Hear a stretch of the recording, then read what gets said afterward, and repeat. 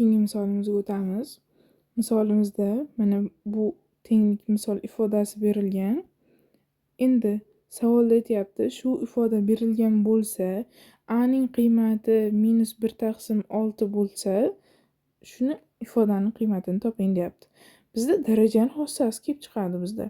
Darajani xossasi qarang yozamiz. Agar qavsda qizilda yozsak, hop, daraja mavzusi. Daraja. Hop. A ning qandaydir n'sining qavs m'nchisi bo'lsa, darajalar ko'paytiriladi. A ning n ko'paytirilgan m'nchisi deb yoziladi, birinchisi. Endi ikkinchisi bu yerda agar sizga ikkinchisini yozib qo'ydik. A ning n'chisi ko'paytirilgan A ning m'nchisi bo'lsa, bular darajalar qo'shiladi. N plus m. Uchinchisi, agar A ning n'chisi taqsim A ning m'nchisi bo'lsa, darajalar ayriladi. Tushundingizmi? Yana darajaga doir qoidalar kelsa yozib qo'yamiz. Endi misolimizga qaytamiz.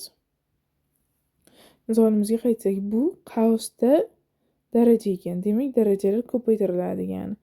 A ning -2 ni -3 ga ko'paytirsangiz 6 bo'ladi. Endi bu ham darajaning qavs darajasi ekan. Darajalar ko'paytiriladi. 3 ni -1 ga. A ning -3-siga ko'paytirilgan. Endi A ning -2-si umumiy ko'p bo'lingan A. Endi yozamiz. Xo'p, A ning 6-si. Bular shunday turibdi. Bu ikkinchi qoidamizga tushadi.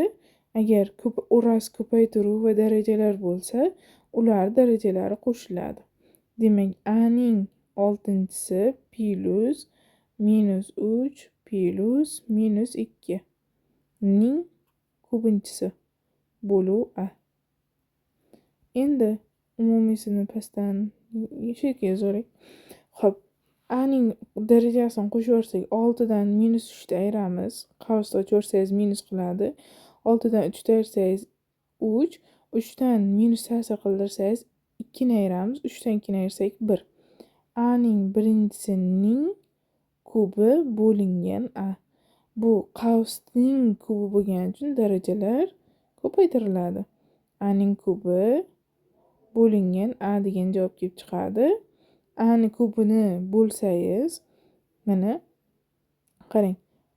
A ning n'chisi o'rnida bizda kub kelyapti.